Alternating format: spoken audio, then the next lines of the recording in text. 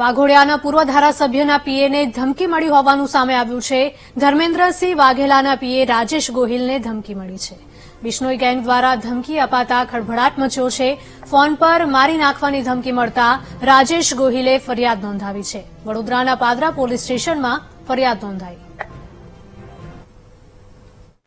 Call દરમિયાન કોઈ પાંડે કરીને નંબર માંગ્યો મારી પાસે, તો નંબર એવો તો હું કોઈને ઓળખતો નથી પાંડે કરીને।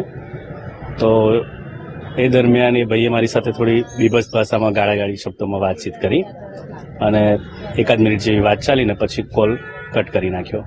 ત્યાર પછી વોટ્સએપના માધ્યમથી એને મને મેસેજ કર્યો કે હું બિશ્નોઈ ગેંગમાંથી ગેંગસ્ટર 0029 નંબરનો ગેંગસ્ટર છું, એટલે હું જે કંઈ માહિતી માગું તે તું મને પ્રોવાઈડ કરે એમ। એટલે એનો નંબર ને બધું મોકલ્યું, એમાં લખ્યું કે નામ તો સુનાઈ હોગા બિશ્નોઈ ગેંગ કા।